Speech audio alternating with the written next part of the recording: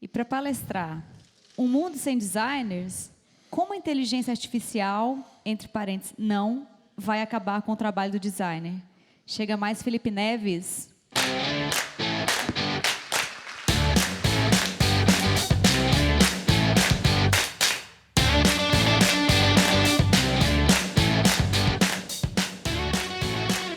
Olá, galera. Boa tarde, boa tarde. Vou falar sobre inteligência artificial hoje, né? Inteligência artificial hoje vocês escutam em todo lugar, né? A gente ouve falar sobre inteligência artificial, a gente está utilizando, né? Está em todos os sistemas que a gente consome, então dos carros inteligentes ao agronegócio, aos nossos assistentes pessoais. A gente falou da Siri, aqui ouviu falando da Siri, do Google Home, né? Mas a gente tem, na verdade, uma mudança de paradigma. O pessoal falou em mobile first. Em 2017, o CEO da Google ele falou que a gente está enfrentando uma grande mudança, uma potencial mudança do mundo de mobile first para o mundo AI first. O que significa esse AI first? Significa pensar em produtos que vão ter inteligência artificial como core, e não como uma feature, não como uma funcionalidade. Isso muda a nossa forma de pensar os produtos. Muda a forma de pensar o produto porque esses caras que estão projetando essas interações, hoje conseguem fazer, e tem uma atuação, principalmente dos designers, um pouco limitada, principalmente pela escala, né? E principalmente pela quantidade de designers e a quantidade de trabalho para gerar esses produtos inteligentes. Vocês não sabem, né? A maioria de vocês não sabem, e a maioria das pessoas que utilizam sistemas inteligentes não sabem que estão usando sistemas inteligentes porque eles são transparentes, né? Então, foi feita uma pesquisa com pessoas pelo Pega Report. 33% estimavam que estavam utilizando alguma tecnologia de IA, né, de inteligência artificial. E, na verdade, 77% delas estavam realmente usando. Inteligência artificial, a gente está colocando num bloco, mas, na verdade, ela é mais complexa. Não é um sistema apenas formado por agentes inteligentes. Tem machine learning, tem processamento de linguagem natural, tem deep learning e outras coisas. Como é que isso se relaciona com o nosso trabalho como designers, né? Teve uma pesquisa do Design Thinking Report, que é o John Maeda, que trabalha com ele, que publica todo ano, perguntou para designers, se eles acreditam que serão substituídos, principalmente a parte de visual design, né? E em 5 anos, 88% deles acreditam que em 5 anos ou mais a profissão vai acabar. E, cara, a gente não vê isso sendo falado aqui. Como assim vai acabar, né? Design não pode ser automatizado, a gente escuta bastante isso, né? O designer tem aquela visão do artista, a visão do artífice, né? Então, a gente vê que aqui é um texto de 2014, falando sobre a questão que o design é impossível de ser automatizado, né? A literatura, a arte, né, lidam com empatia e emoção. Mas, na verdade, o design também tem técnica, tem estrutura. Então, ele tem uma gramática de composição. Ele consegue ser estruturado, existem padrões de interação. Então, não é bem assim que não dá para automatizar o design. É possível automatizar o design. Mas como a gente faz isso, né? Então, existem alguns preceitos, e existe um tripé para a gente falar em automatização e utilização de sistemas inteligentes. E o primeiro elemento são os dados, né? A gente ouviu falar bastante sobre dados aqui. O Data has a better idea é um slogan da Hive, que é uma empresa de inteligência artificial, e ele é o fundamento para trabalhar com sistemas inteligentes.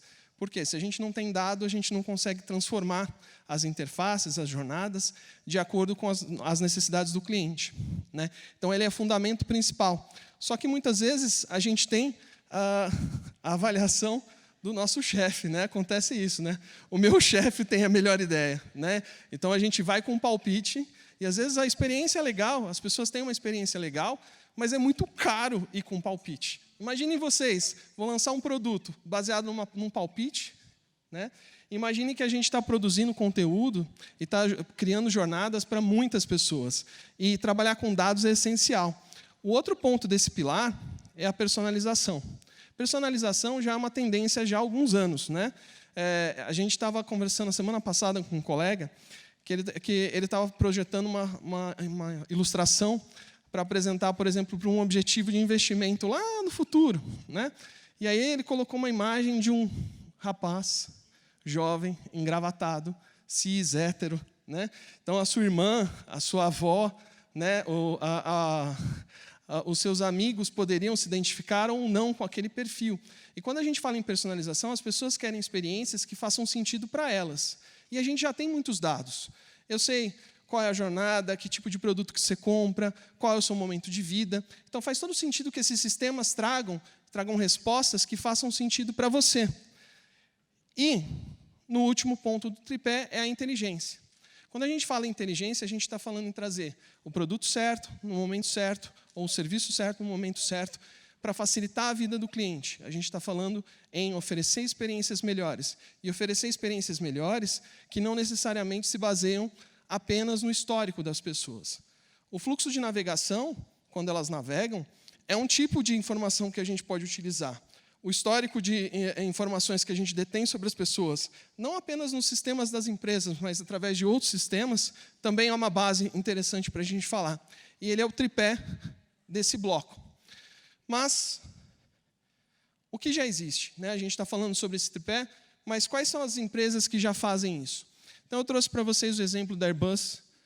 Eles utilizaram um sistema que é chamado de design generativo, e eles criaram essa peça, que é uma peça para separação da aeronave. E eles utilizaram um sistema baseado numa estrutura que a Autodesk montou, que é baseada em uma série de variações que são criadas pela máquina. Então, vocês veem aqui no canto inferior que vocês têm uma série de desenhos pequenininhos, e isso é o sistema automaticamente gerando opções para verificar peso, resistência, e isso foi sendo feito, eles criaram 10 mil opções de design e chegaram a um separador, né, que é 45% mais leve que o tradicional. E esse é um tipo de operação que um ser humano não conseguiria fazer no tempo e com os recursos que eles tinham no momento. Então, a gente tem que pensar que existem sistemas produzindo trabalhos que humanos não conseguem produzir e que estão afetando a forma como a gente produz, não só produtos, como experiências, né? Então, a gente está falando aqui, quando a gente fala em ilustração, é uma coisa mais artística, né? Não, ilustração não é possível automatizar. Eu tenho uma série de elementos de composição que são difíceis de você pensar e trabalhar. O Google Allo, ele utiliza, ou Halo, né? O Google Allo, ele utiliza a imagem do cliente, né, a imagem do usuário, como base para construir um avatar personalizado baseado numa estrutura que é uma estrutura de combinação de características de pessoas, olhos, sobrancelhas, boca, cabelo, e eles podem gerar até 563 quatrilhões de combinações. É muita combinação para ser feita. Não dá para fazer com o ser humano. Imaginem vocês que eu vou fazer uma ilustração que caracterize cada um de vocês. Vocês preferiam algo bastante genérico ou algo que é inspirado principalmente no formato do seu rosto, no seu estilo? Isso faz toda a diferença. A gente entrega valor para o cliente, entrega opções que os sistemas não conseguem entregar hoje. A gente não consegue entregar como designers. Provavelmente vocês usam PowerPoint, vários de vocês, né? Alguns, com vergonha, não falam que utilizam, né? Principalmente no mundo do design. Mas a Microsoft tem o Presenter Coach e o Microsoft Design Ideas, que ele permite que a gente utilize, por exemplo, uma imagem, que é a base ali da esquerda, uma imagem, e ele dá para vocês sugestões de layout para ser utilizado. Mas, puxa, eu não sei procurar imagem, eu não tenho condição de procurar uma imagem, como é que eu vou fazer?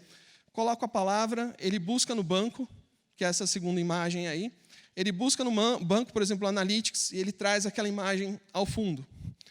Imaginem vocês, por exemplo, que eles estão usando ali 3.000 metros de altura, e ele coloca, olha, mais ou menos a montanha do Monte Santa Helena. Então, ele está utilizando elementos de formatação geral, de layout, conteúdo, e ele está ajudando a traduzir ideias complexas em ideias mais simples. Isso é do caramba, gente. É o PowerPoint. Né? A gente está tendo acesso a serviços inteligentes em sistemas que são acessíveis e que podem facilitar a vida e o nosso trabalho. Aqui a gente tem, acho que é o meu preferido, né? A Netflix, ela trabalha com recomendações personalizadas, E o foco da Netflix é um serviço de streaming, a maioria de vocês devem ser usuários. E a parte legal é que eles vendem a experiência para você encontrar o melhor filme, a melhor série para você. Eles não querem que você assista filmes ruins ou séries ruins que efetivamente não combinam com vocês. Para eles, o importante é que eles acertem ao máximo para que vocês repitam a experiência e continuem usando o serviço. Então, a gente tem lá 9 opções do Stranger Things, que é uma série, e cada uma delas vai afetar um tipo de público. Então, como é que eu faço? Eu meço qual é o tipo de imagem que vai fazer mais sentido para você, para você, para você. Isso faz com que essas recomendações personalizadas façam sentido. Por exemplo, aqui abaixo a gente tem um fã de Uma Thurman, ele assistiu Kill Bill, Prime, Paycheck, então eu quero assistir Pulp Fiction. Que imagem eu mostro? Cara, se eu sei que esse é um usuário que gosta da Uma Thurman, eu vou mostrar o Pulp Fiction com a imagem dela. Eu tenho mais apelo e eu aumento a chance de clique. Eu aumento a chance da conversão.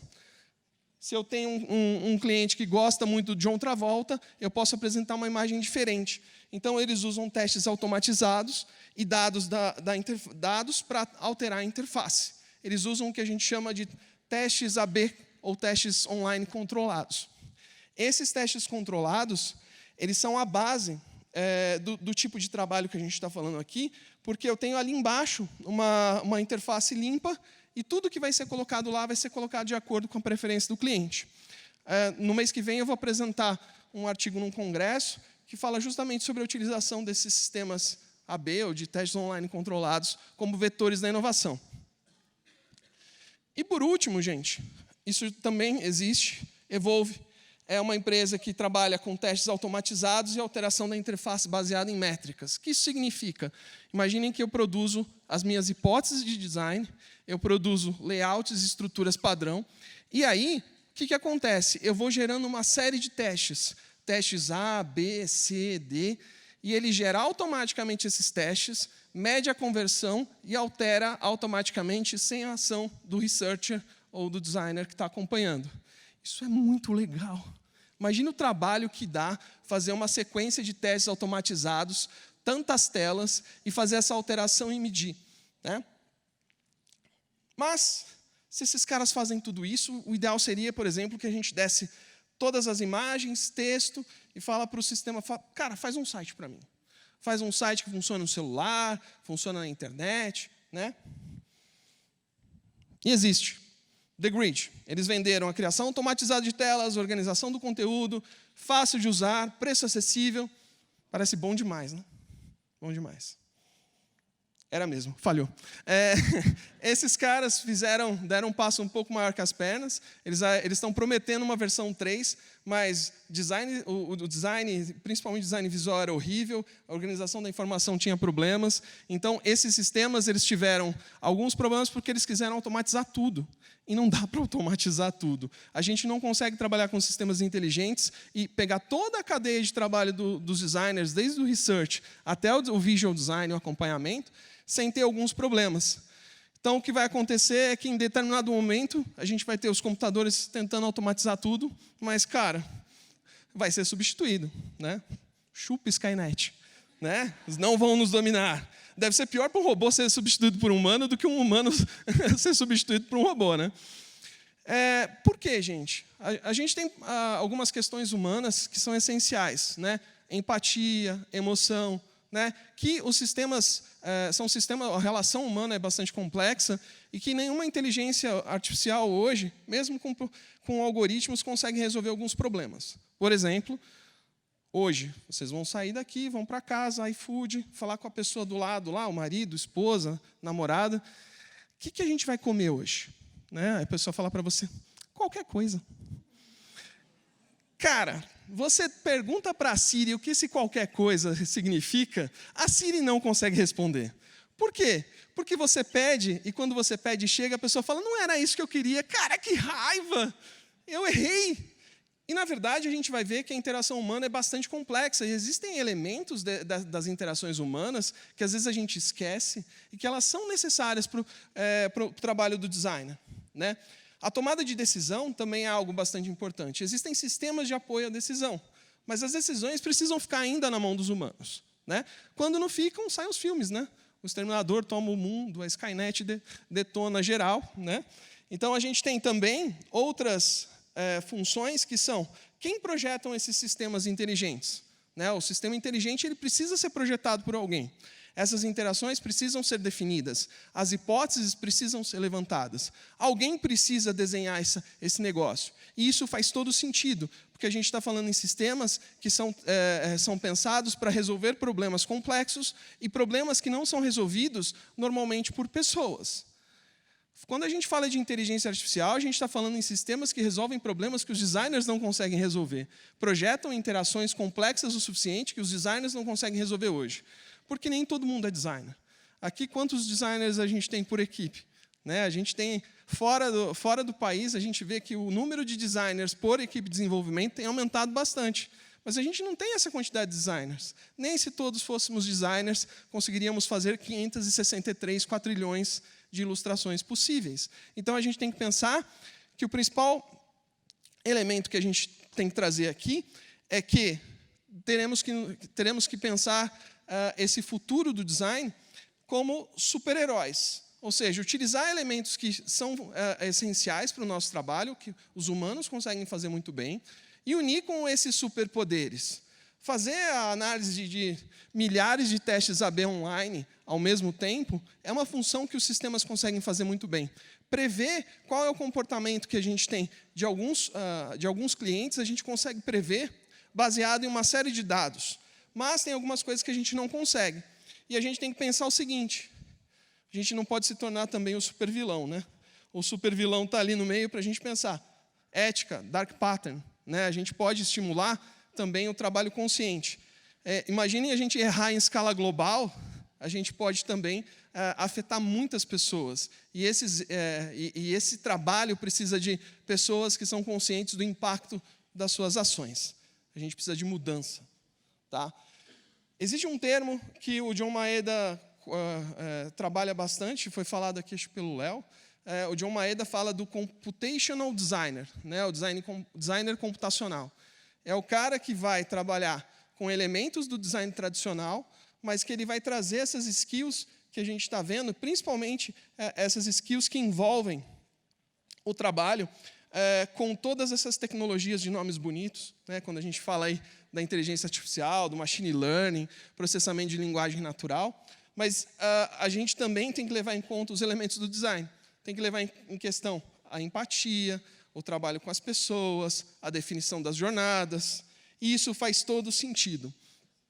Então, como é que outros players estão fazendo isso? Né? Então, a gente tem aqui, por exemplo, o trabalho do pessoal do Google, que eles têm. Eu trouxe duas sugestões de trabalho aqui com vocês, que é o People AI Guidebook, que a Google colocou, que é como unir esse trabalho de pessoas mais inteligência artificial. Então, quais são as definições de necessidade do usuário, modelos mentais e outras coisas? A gente tem que pensar que isso continua.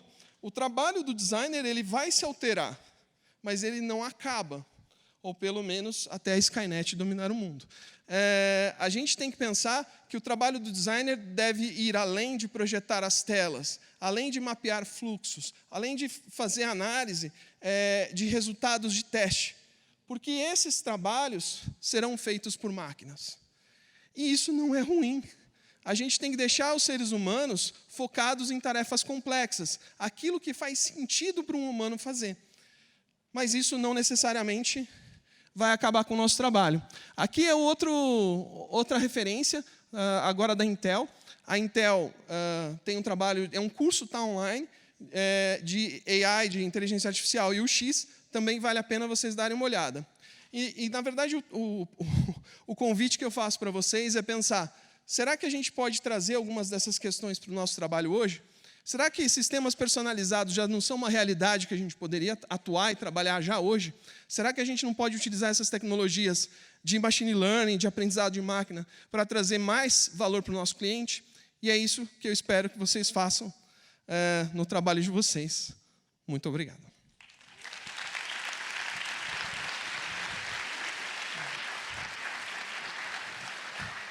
Eu adoro quem termina antes do aplauso. Vou Arrasou, repetir. Felipe. Você acabou com a ansiedade de metade. Tinha 2 pessoas ali, ó, ali, ó, que estavam assim, ó. Vai terminar o tempo dele, eu vou pedir. Mas você foi preciso, né? É que eu lembrei que você disse que as pessoas gostam mesmo de bater palma. Exatamente. Eles não estão preocupados com a sua apresentação. Isso chama-se anticlímax. Exatamente. Frustração Você de conseguiu expectativa. fazer, parabéns. Vamos Então, agora para as nós- perguntas? As perguntas. Isso. Quem quer que eu cante? Vai aqui, né, gente? Olha só. Olha lá, ó, tem uma lá em cima. Ele quer saber o endereço do Mormai. É. Alguém pergunta? Tem um Aqui, ó. Tem uma... Aqui. Felipe, olá. nesse contexto de possível automatização da produção de telas, né? No futuro, se isso de fato for automatizado, qual que tu enxerga que é o papel do humano ainda nessa projetação da estratégia? Legal.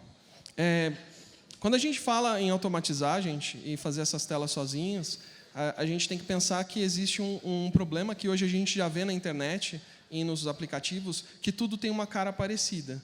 Esse tudo tem uma cara parecida porque são os templates feitos por humanos e são reproduzidos, é parte da cultura. A gente tem uma estandartização possível nesse processo. E a parte visual de AI, de visual design, é a parte mais simples de fazer nesse processo, junto com a parte de métricas. A parte da hipótese da tela, para que serve a tela, para que serve essa jornada, qual é o sentido disso, é que faz diferença. Às vezes a gente olha uma tela e fala, para que serve essa tela? Qual é o objetivo? É conversão? É mostrar um determinado conceito? Então, eu entendo que o visual designer tende a migrar para outras áreas ou ficar projetando os templates macro, né? Os design systems e essa parte que é necessária para fazer para o sistema ter coesão e outras coisas. Temos uma ali em cima. Ali. Oi, Felipe, tudo bom? Olá. Vanessa, GCAP 5. Como que o profissional vai se transformar com tudo isso? Porque a automação de várias etapas do processo, seja ele qual for, é inevitável. Então, hoje a gente tem ferramentas que lê a emoção, outras, como você mostrou, que já traz a tela de forma mais automatizada. Então, o profissional tem que se transformar frente a isso. Como que você acha que ele deve dar os próximos passos, né? Hoje eu sou um designer e tenho que me aprimorar frente às novas tecnologias. Legal. O primeiro é a consciência, né? Quando eu vi aquela estatística que 88% dos designers lá fora imaginam que em 5 anos ou mais a profissão de visual designer vai acabar, isso é um problema, porque a gente não vê isso sendo falado aqui. A gente escuta falando, não, isso não pode, isso não vai acontecer nunca. Então, o primeiro é a consciência. O segundo é pensar que o visual designer, UX designer, o researcher, na verdade, eles são projetistas, são designers. Então, quando a gente está falando em experiência, se você secciona falando, eu vou pensar só na tela, a gente já está fazendo errado.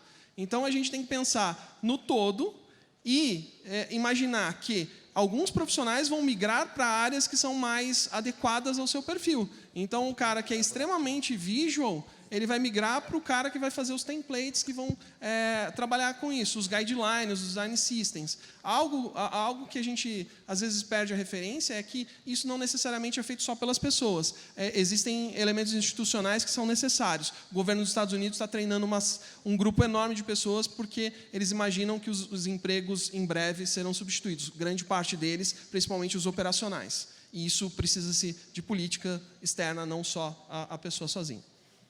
Bacana. Mais alguém? Não estou vendo. Não? Happy hour. Caraca, você já quer repau? Não. Calma, tem mais uma. Obrigadão, Felipe, cara. tem mais Valeu uma palestra. pela 2 anos seguidos. É verdade. Obrigada.